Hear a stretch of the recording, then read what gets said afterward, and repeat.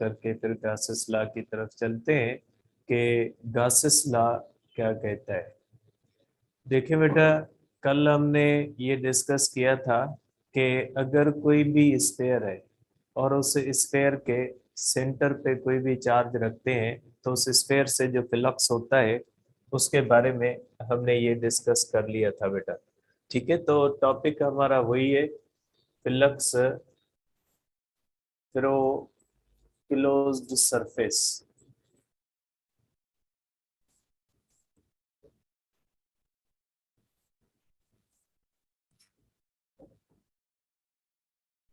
तो देखिए बेटा, फ्लक्स थ्रू क्लोज सरफेस के अंदर हमने ये पढ़ा था कि किसी भी क्लोज सरफेस के अंदर अगर कोई भी चार्ज रखेंगे तो फ्लक्स हो जाएगा Q अपान एप्सिलॉन नॉट। ठीक है, सपोज करें ये स्फेयर है, इस स्फेयर के सेंटर पे हमने चार्ज रखी हुई है, तो इससे जो ये आउटवर्ड फ्लक्स निकलेगा ये आउटवर्ड फ्लक्स कहलाएगा, क्योंकि बेटा चार्ज पॉजिटिव है और निगेटिव चार्ज का फ्लक्स इनवर्ड कहलाता है। ठीक है, अब इसमें एक बात याद रखिएगा कि note air is filled in sphere. अगर एयर फिल्ड है स्फेयर के अंदर मीन्स यहाँ पे ये जो स्पेस है इसके अंदर एयर है, तो फ्लक्स किसके बराबर हो जाएगा, Q अपान एप्सिलॉन नॉट के। और हमने ये बात बेटा डिस्कस की थी कि क्लोज्ड सरफेस से जो फ्लक्स होता है वो इंडिपेंडेंट होता है मैग्नीट्यूड ऑफ चार्ज के, कि उसके अंदर सॉरी जो है वो इंडिपेंडेंट होता है साइज से, शेप से, एरिया से और पोजीशन ऑफ द चार्ज से। कि आप चार्ज सेंटर पे रखते हैं तो भी Q अपान एप्सिलॉन नॉट होगा, चार्ज किसी सरफेस के स्फेयर के साइड में रख दें तो भी Q अपान एप्सिलॉन नॉट होगा, क्योंकि फार्मूले के अंदर R नहीं आता। अगर फार्मूले के अंदर R आता तो पोजीशन पे डिपेंड करता, साइज पे डिपेंड करता, शेप पे करता, लेकिन फार्मूले के अंदर सिर्फ Q अपान एप्सिलॉन नॉट आया है। इसका मकसद है कि किसी भी क्लोज सरफेस से जो फ्लक्स है वो डिपेंड करता है चार्ज इनक्लोज्ड पे, और दूसरा डिपेंड करता है कि वो स्फीयर किस चीज से भरा हुआ है। अगर स्फीयर के अंदर एयर फिल्ड है या स्फीयर के अंदर वैक्यूम है तो उसके अंदर अगर हम चार्ज रखेंगे तो ये हो जाएगा flux Q upon epsilon not. अब अगर एनी अदर मीडियम फिल्ड है, if sphere is filled with any other medium। Suppose करें अगर स्फेयर को हमने किसी और चीज से भर दिया है, ठीक है, ऐसे ही है कि फॉर एग्जांपल कि हमारे पास ये स्फेयर है और इसके अंदर हमने ये चार्ज रखी हुई है, वही सेम चार्ज रखी हुई है बेटा Q, लेकिन हमने इसको किसी और मीडियम के साथ फिल कर दिया कि इसके अंदर अब एयर नहीं है, इसके अंदर कोई और मीडियम है। ठीक है, तो ये जो होता है इस तरह से आप कर सकते हैं कि इसमें कोई और मीडियम है। ठीक है, अगर मीडियम है तो इसके लिए जो फ्लक्स का फार्मूला होगा बेटा, तो ये फ्लक्स हो जाएगा Q upon epsilon not epsilon R। और एप्सिलॉन R आपको पता है कि रिलेटिव परमिटिविटी होती है मीडियम की। तो ये बात ध्यान में रखिएगा बेटा कि अगर स्फीयर के अंदर एयर है या वैक्यूम है तो Q अपान एप्सिलॉन नॉट होगा। अगर उसी स्फीयर के अंदर जो है वो कोई और मीडियम फील्ड है तो उसके अंदर Q upon epsilon not epsilon R हो जाएगा। अब एक मैं क्वेश्चन लिखता हूं और उसके ऊपर जो है वो हम डिस्कस करते हैं क्यूब को। अब अगर कोई भी चार्ज है वो किसी क्यूब के अंदर रख दे, ठीक है, तो उसमें से फ्लक्स क्या होगा।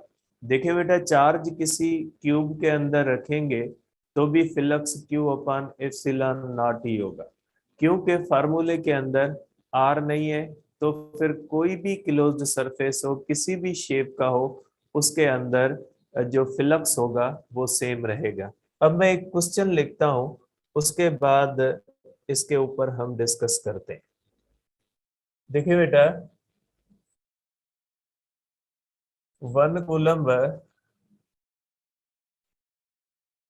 Calculate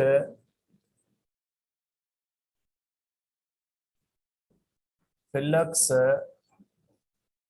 if 1 coulomb charge is placed, ठीक है, इसके मैं 2-3 बनाता हूं, at center of sphere having radius 10 centimetre. दूसरा क्वेश्चन ये हो सकता है, at centre of sphere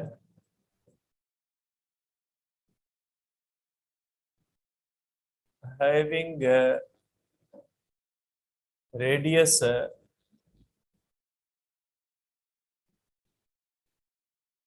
100 centimetre, ठीक है। C at centre of cube at centre of cube calculate flux if 1 coulomb charge is placed at center of cube, then how much flux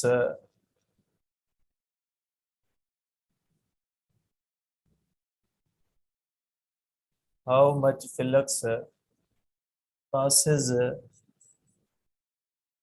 through one side, एक side से कितना गुजरता है, क्योंकि cube की sides होती है बेटा। देखिए बेटा, ये जो पार्ट ए है और पार्ट बी है, इन दोनों का और पार्ट सी, इन तीनों का आंसर सेम होगा, क्योंकि अगर आप चार्ज सरफेस के स्फीयर के सेंटर पे रखते हैं, फिर उसका रेडियस 10 सेंटीमीटर हो, 100 सेंटीमीटर हो, कोई फर्क नहीं पड़ता, दोनों कंडीशन के अंदर फ्लक्स सेम रहेगा। और अगर आप उसी चार्ज को क्यूब के अंदर रखोगे तो भी फ्लक्स वही रहेगा, क्योंकि फ्लक्स जो होता है वो क्लोज सरफेस की साइज पे और शेप पे डिपेंड नहीं करता।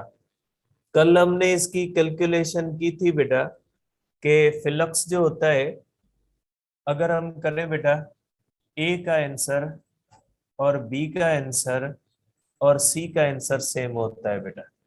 इसमें ए में कहा गया है बेटा, ए के अंदर क्या कहा गया है, एक स्फीयर है जो छोटा है, उसके अंदर ये चार्ज रखी हुई है। बी कहता है कि स्फीयर बड़ा है, उसके सेंटर पे चार्ज रखी हुई है।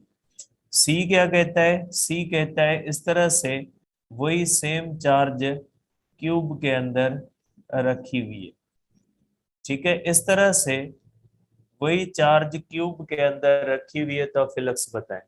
तो बेटा, अगर छोटे स्फीयर के अंदर रखेंगे, बड़े स्फीयर के अंदर रखेंगे, या क्यूब के अंदर रखेंगे, तो बेटा जो फ्लक्स होगा वो सब कंडीशंस में सेम होगा, और फ्लक्स हो जाएगा is equal to Q upon epsilon naught is equal to 1 upon 8.85 10⁻12। ये कैलकुलेशन हमने कल की थी कि फ्लक्स जो होता है ये हो जाएगा 1.1 इंटू 10⁻11 जो है वो हो जाएगा इसका।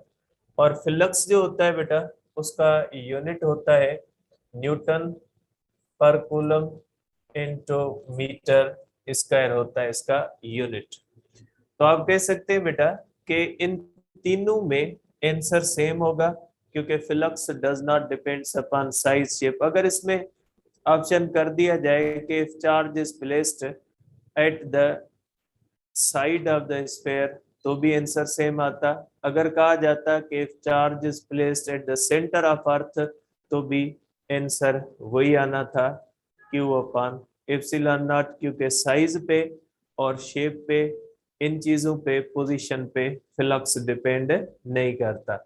अब अगर हम आ जाते हैं क्यूब का, तो बेटा क्यूब जो होता है ना, क्यूब का जो ऑप्शन हमारे पास डी है बेटा, ठीक है। फ्लक्स थ्रो क्यूब बेटा, फ्लक्स थ्रो क्यूब बेटा, अगर हमारे पास क्यूब है तो क्यूब से फ्लक्स होता है क्यू अपॉन एप्सिलॉन नॉट बेटा। लेकिन क्यूब की होती है बेटा साइड्स, और क्यूब की 6 साइड्स होते हैं। जैसे रूम की 6 साइड्स होती है ना, टॉप होता है, बॉटम होता है, छत होती है, ग्राउंड होता है, और 4 दीवारें होती है। तो बेटा इसकी 6 दीवारें होती है। तो flux through one side, flux through one side बेटा, फ्लक्स थ्रो वन साइड हो जाएगा flux is equal to Q upon 6 epsilon naught, क्योंकि 6 साइड से, टोटल 6 साइड में फ्लक्स ये गुजरेगा, तो एक साइड से कितना गुजरेगा, 6 एप्सिलॉन नॉट। और फ्लक्स थ्रो टू साइड्स बेटा, 2 साइड से फ्लक्स होगा, flux is equal to Q, ये हो जाएगा क्यू अपॉन 3 एप्सिलॉन नॉट। क्योंकि अगर 2 साइड्स का करेंगे ना बेटा, अगर 2 साइड्स का हम करेंगे तो ये होगा Q upon 6 epsilon naught plus Q upon 6 epsilon naught is equal to 2 Q upon 6 epsilon naught is equal to Q upon 3 epsilon naught. क्योंकि एक साइड से क्या होता है, क्यू अपॉन 6 एप्सिलॉन नॉट होता है, 2 से उसे डबल हो जाएगा। और थ्रो थ्रो 3 साइड्स, 3 साइड्स में फ्लक्स इज इक्वल टू होगा क्यू अपॉन 2 एप्सिलॉन, हाफ हो जाएगा, क्योंकि 6 साइड्स है तो 3 साइड में क्या हो जाएगा, 3 साइड में हो जाएगा क्यू अपॉन 2 एप्सिलॉन नॉट। अगर 4 साइड से करें हम थ्रो 4 साइड्स, तो आप कर सकते हैं कि flux is equal to 2 upon 3 Q upon epsilon naught, ये हो जाएगा 4 साइड से, ठीक है। और अगर 5 साइड से करेंगे तो थ्रो 5 साइड्स, तो ये हो जाएगा flux is equal to 5 Q upon 6 epsilon naught. और थ्रो 6 साइड्स, थ्रो 6 साइड्स हो जाएगा is equal to Q upon epsilon naught, क्योंकि 6 साइड में क्या हो जाएगा, ये हो जाता है टोटल फ्लक्स। तो अब आप इसका डी का आंसर कर सकते हैं, और डी का आंसर जो होता है वो ऐसे आएगा कि फ्लक्स को डिवाइडेड बाय किससे कर दोगे, फ्लक्स को डिवाइडेड बाय आप कर दोगे 6, ठीक है। 1.1 को आप डिवाइडेड बाय 6 करोगे तो फ्लक्स थ्रो वन साइड आ जाएगा। ये फार्मूले मैंने लिख दिए, कैलकुलेशन आप कर लीजिए, ठीक है। कल किसी ने बेटा क्वेश्चन भेजा कि इस तरह की कैलकुलेशन कैलकुलेटर के सिवा कैसे होगी, तो बेटा अब ये तो करनी होगी, ठीक है। अब इसका तो मैं आपको बता नहीं सकता कि आप कैलकुलेटर के सिवा कैसे करोगे, ठीक है। एक बात ध्यान में रखिएगा, बहुत ही जो है वो आप शॉर्ट कट के जो होते हैं वो आदी हो चुके हैं। आप चाहते हैं कि हर चीज का एक आपको ऐसी पॉइंट मिल जाए कि बस आप 2+2 करो तो आंसर आ जाए, तो 2+2 से आंसर नहीं आते, आंसर करने पड़ते। ये ट्रिक्स एंड टिप्स नहीं होती, ठीक है। बंदे को एक प्रोसेस के थ्रू गुजरना पड़ता है। जब प्रोसेस के थ्रू बनो गुजरोगे ना, तो ही आप स्टूडेंट बनोगे। ट्रिप्स एंड ट्रिक्स से जो होते हैं वो स्कॉलर्स को जरूरत होती है, ट्रिप्स एंड ट्रिक्स जो होती है वो प्रोफेशनल्स को जरूरत होती है। जैसे बैंकिंग सेक्टर होता है, अकाउंटिंग होती है, उनके अंदर टिप्स और ट्रिक्स होती है, क्योंकि वो प्रैक्टिकल लाइफ होती है, वहां पे उन चीजों को सॉल्व किया जाता है। आप स्टूडेंट हो, आपको प्रोसेस से गुजरना होगा, जब आप प्रोसेस से गुजरोगे तो आपको पता लगेगा। ठीक है, तो ये होता है बेटा हमें फिलक्स थ्रो क्लोज्ड सरफेस। ठीक है बेटा, अब इसके बाद जो हमारा नेक्स्ट जो हमारा टॉपिक है बेटा, वो है गासेस लॉ। गासेस लॉ आप समझे कि हम जो है वो पढ़ के आए हैं। ठीक है, और गासेस लॉ यही है जो हमने यहाँ पे पढ़ा है कि फिलक्स थ्रू क्लोज्ड सरफेस की जो भी चीजें हैं, जो भी एक्सप्लेनेशंस हैं, ये गासेस लॉ की होती हैं। लेकिन जैसे गासेस लॉ अपने बुक में लिखा हुआ है उस तरह से ही हम करेंगे कि गासेस लॉ जो होता है उसकी जो है वो एप्लीकेशंस वगैरह हैं, उनको भी करना है, और गासेस लॉ जो होता है खुद भी करना है। देखिए बेटा, गासेस लॉ जो होता है वो खुद जो होता है वो कुछ और बताता है, और उसकी एप्लीकेशन जो होती है वो कुछ और बताती है। ठीक है, तो इसको अब डिस्कस करते हैं गासेस लॉ को।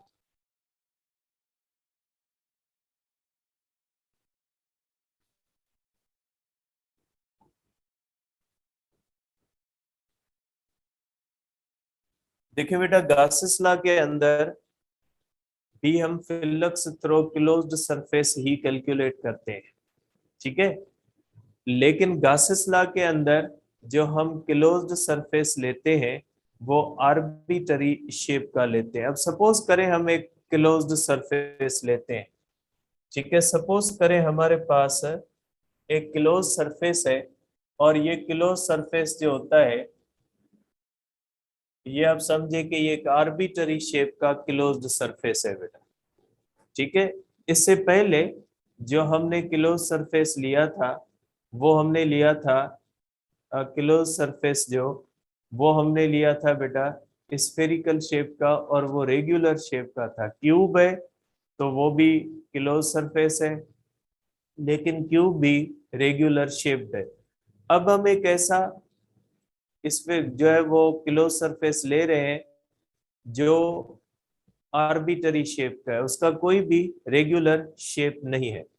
तो ये हमारे पास है close surface of arbitrary shape है बेटा। ये हमारे पास है closed surface, closed surface of arbitrary shape, closed surface of arbitrary shape है बेटा।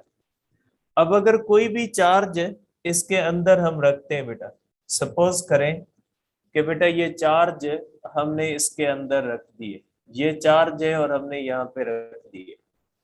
अब आपको पता है कि इसका फ्लक्स जो होगा वो इस तरह से इसमें से गुजरेगा, इस तरह से इलेक्ट्रिक फील्ड लाइंस इसमें से गुजरेंगी बेटा, इस तरह से।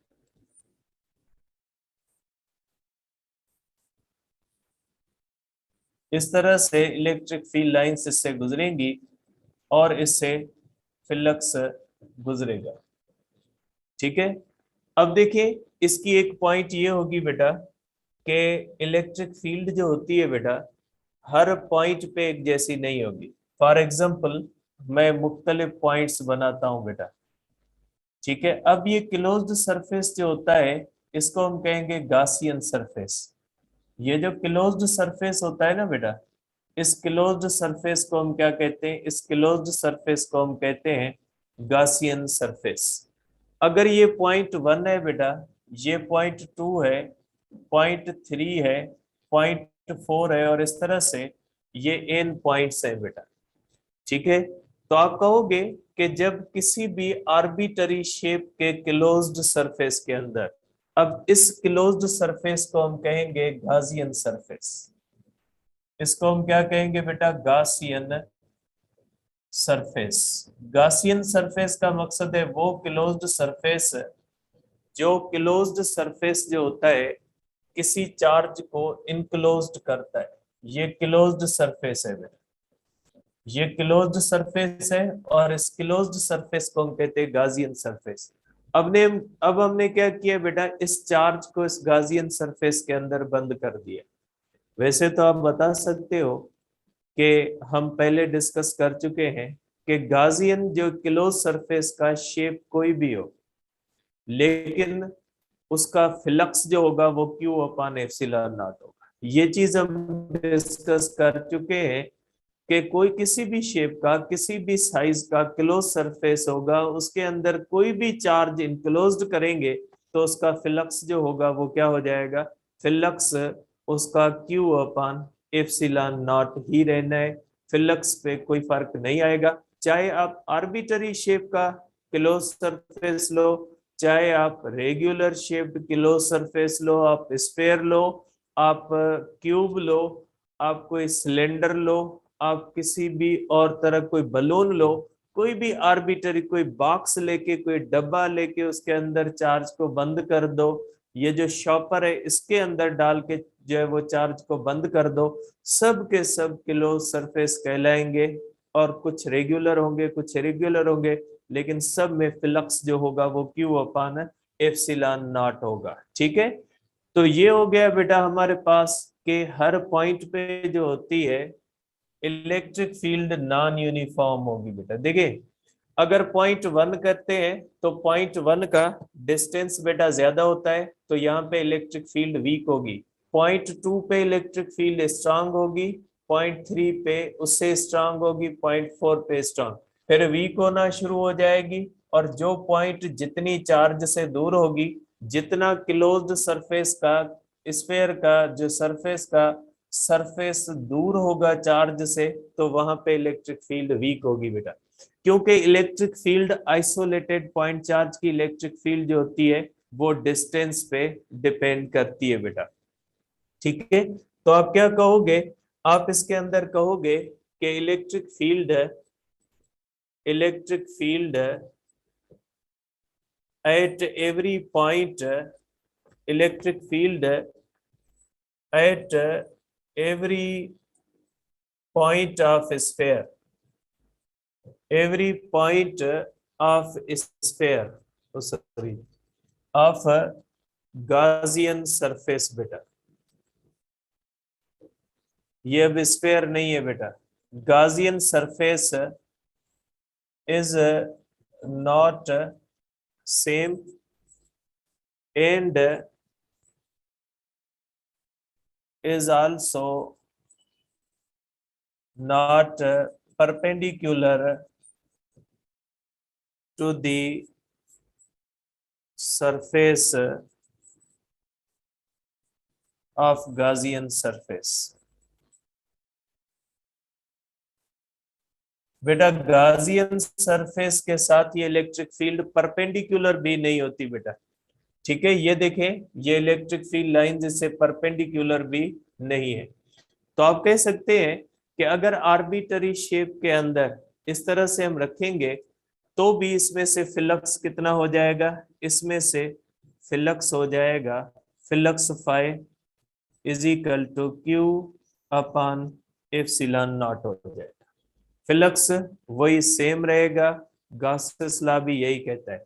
गॉसेस लॉ कहता है कि जरूरी नहीं आप स्फेयर के अंदर रखो, लेकिन अगर उस चार्ज को आप इस तरह से किसी भी आर्बिटरी शेप के क्लोज्ड सरफेस के अंदर बंद कर दोगे तो भी उसमें से फ्लक्स कितना हो जाएगा, Q upon epsilon naught. Gauss's law एक और बात भी कहते हैं, गासेस लॉ कहते हैं जरूरी नहीं है कि चार्ज को एक ही जगह पे रखो आप। गासेस लॉ कहता है जरूरी नहीं है आप चार्ज को एक जगह पे रखो।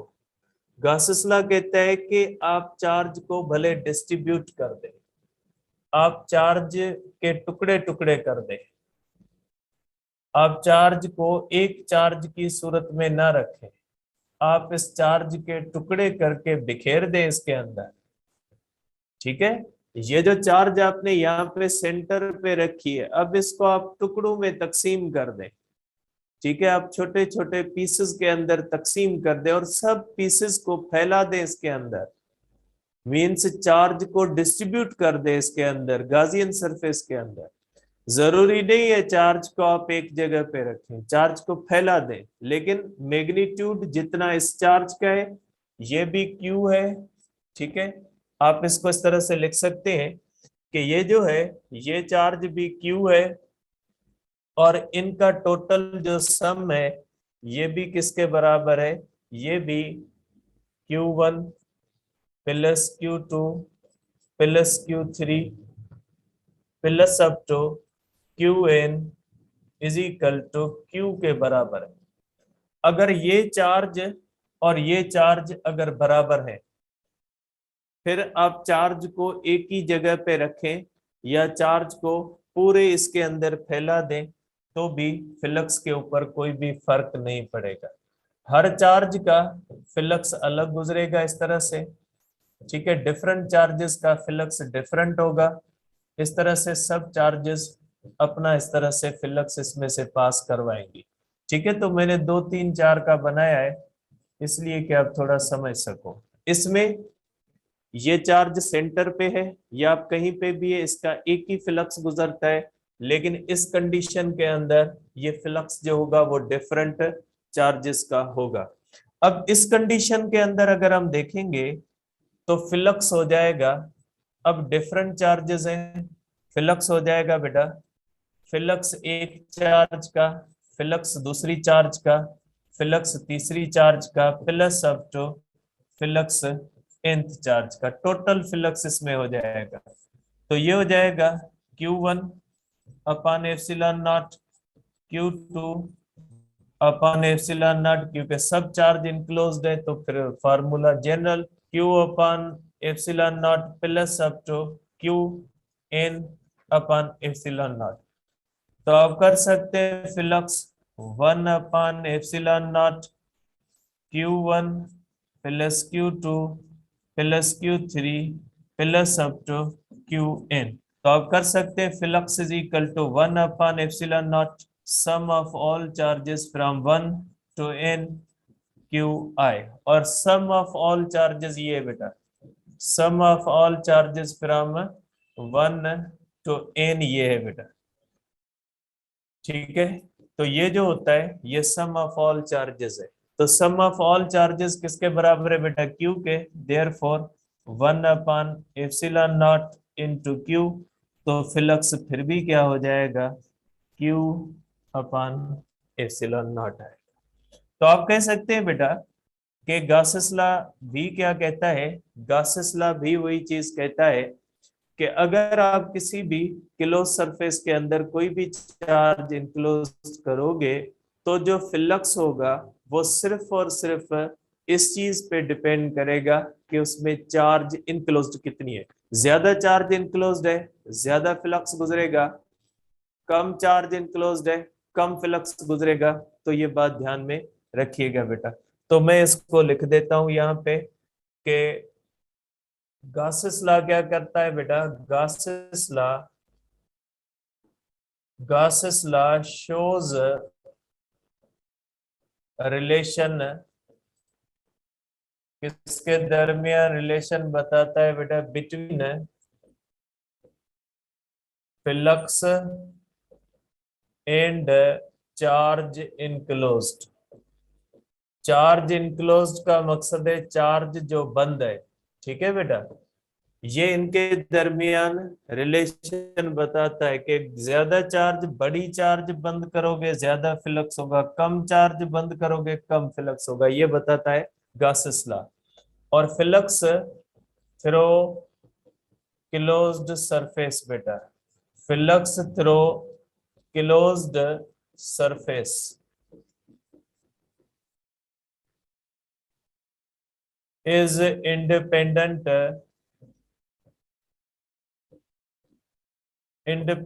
of size, shape, area and charge distribution। Charge distribution का मकसद है बेटा चार्ज को आप सेंटर पे रखें या पूरी चार्ज को फैला दें, फ्लक्स पे कोई फर्क नहीं पड़ेगा। ठीक है, flux only depends upon flux depends upon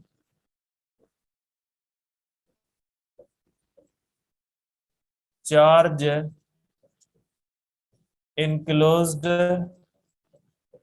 and medium filled in closed surface। तो ये हो गया आपके पास बेटा गॉसेस लॉ। ठीक है, तो गॉसेस लॉ क्या कहता है? गॉसेस लॉ कहता है कि किसी भी गॉसियन सरफेस के अंदर, ठीक है, गॉसियन सरफेस के अंदर आप चार्ज को किसी एक जगह पे रखें या चार्ज को आप उस गॉसियन सरफेस के अंदर फैला दें, लेकिन मैग्नीट्यूड अगर दोनों कंडीशन में सेम रहता है तो फ्लक्स दोनों कंडीशन में सेम रहेगा irrespective of the charge distribution। means flux through closed surface also does not depends upon charge distribution within the closed surface। closed surface के अंदर चार्ज एक पॉइंट पे रखते हो या चार्ज को फैला देते हो तो भी फ्लक्स पे कोई भी फर्क नहीं आएगा। ठीक है बेटा, अब इसका एक स्पेशल केस है बेटा। ठीक है, स्पेशल केस ये है, इसके कुछ स्पेशल केसेस होते हैं बेटा। स्पेशल केस ये होता है इसका कि if dipole is closed in Gaussian surface,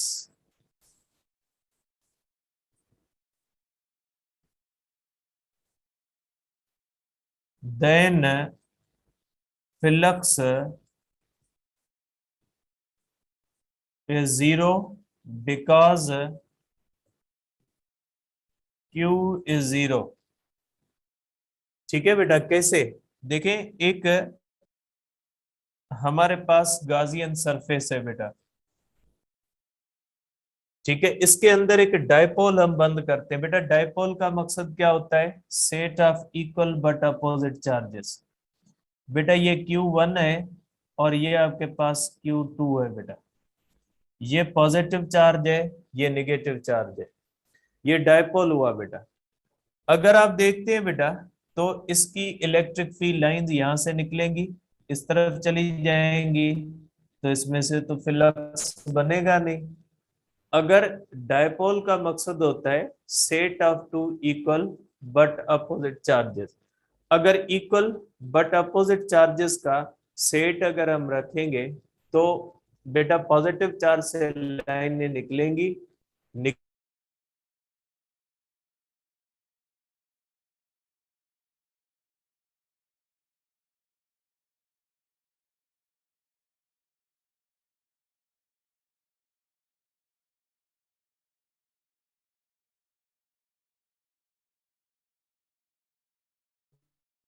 ठीक है। और ये जो होता है ये जो है वो सेम है बेटा, ये जो है वो कैपेसिटर का है। अगर कैपेसिटर को भी किसी क्लोज सरफेस के अंदर रखेंगे तो बेटा कैपेसिटर के ऊपर भी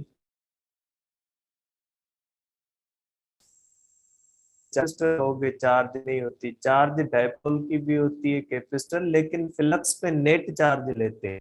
तो अगर कैपेसिटर रखेंगे तो भी एक पॉजिटिव प्लेट होती है, एक निगेटिव प्लेट होती है, तो उसका भी फ्लक्स जो होगा वो जीरो होगा। ठीक है बेटा, तो आगे एप्लीकेशंस कल डिस्कस करेंगे। आपकी जीटी है बेटा, कल जीटी शाम के टाइम पे होगी। और जो लॉजिकल रीजनिंग है बेटा उसके अंदर काज एंड इफेक्ट है। ठीक है, काज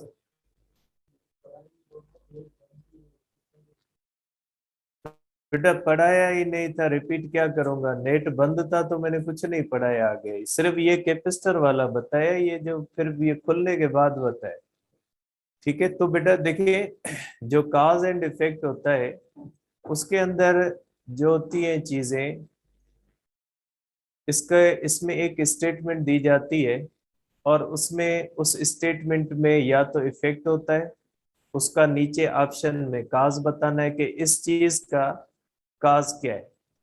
फॉर एग्जाम्पल के आज कल जो अपने मुल्क के अंदर जो यूरिया है, फर्टिलाइजर है जो एग्रीकल्चर के लिए, उसके अंदर बहुत ही बड़ी शॉर्टेज है एग्रीकल्चर के अंदर यूरिया की।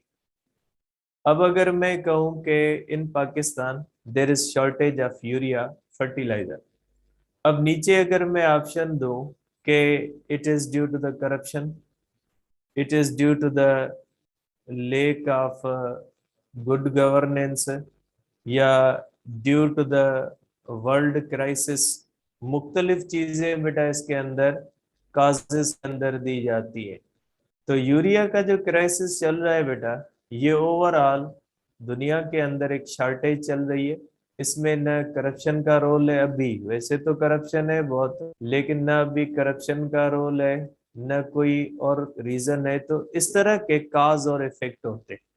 तो इसमें बेटा कभी आपको इफेक्ट दिया जाता है, कभी उसका काज बताना होता है, कभी काज दिया जाता है, उसका इफेक्ट बताना होता है। जैसे फॉर एग्जांपल कि जो है वो आजकल जैसे कोरोना है कि लोग एसओपीज पे अमल नहीं कर रहे। अगर मैं आपको क्वेश्चन दूं कि लोग एसओपीज पे अमल नहीं कर रहे, ठीक है, अब इसका इफेक्ट क्या होना है? इसका इफेक्ट ये होना है कि कोरोना की स्प्रीड जो होगी वो ज्यादा फास्ट होगी। तो उसमें ये चीजें ढूंढनी होती है। अब इसमें पढ़ने जैसी कोई चीज होती नहीं है, वो लॉजिकल रीजनिंग में वो चीजें पढ़ी जाती हैं जो मैथमेटिकल बेस्ड होती है, ऐसी होती है, इनकी प्रैक्टिस होती है। जब आप प्रैक्टिस करो तो माइंड में ये बात रख के करो कि आपने कभी काज दिया जाता है उसका इफेक्ट जांचना होता है, कभी इफेक्ट दिया जाता है उसका काज जांचना है, ठीक है। कभी ऐसी बात भी होती है कि एक बात दी जाती है उसका काज ही नहीं होता, उसका इफेक्ट नहीं होता, तो आप कह सकते हैं कि ये दोनों इंडिपेंडेंट चीजें, ठीक है। तो इस तरह से ये चीजें जो है वो आपको करनी है, प्रैक्टिस से होंगी। क्वेश्चंस मैं आपको भेज देता हूँ, क्योंकि ये सोच समझ की होती है, इतनी डीप नहीं आती पीएमसी के अंदर कि आप जो है वो इसमें परेशान हो कि बैठ के इसके पीछे पड़ जाए। तो इतना टाइम देने की जरूरत नहीं है, नॉर्मली आप प्रैक्टिस कर लिया करें। तो ये चीजें वैसे भी बेटा अक्ल होती है, अक्ल सिखाने से नहीं आती, इंसान को खुद होती है। तो इस तरह से आप कर सकते हैं। और आपका जो टेस्ट का शेड्यूल है वो आ गया है, अगस्त के एंड में है, सितंबर की शुरुआत में है।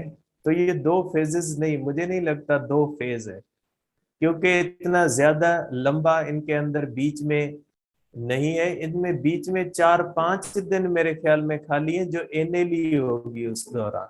तो एनएलई गैप दिया, बाकी एक मंथ 15 दिन अगस्त के हैं, 15 दिन सितंबर के, तो जिसको जो डेट मिले उसी हिसाब से होगी। बीच में जो 5 दिन है, ये मुझे लगता है कि ये 5 दिन एनएलई की वजह से, क्योंकि बीच में आप देखें एनएलई की डेट है, 5 दिन एनएलई की वजह से जो है वो गैप दिया गया है। ऐसा नहीं कि आप 2 टेस्टें दोगे, आप मेरा माइंड कहता है कि आप टेस्ट एक दो, ठीक है।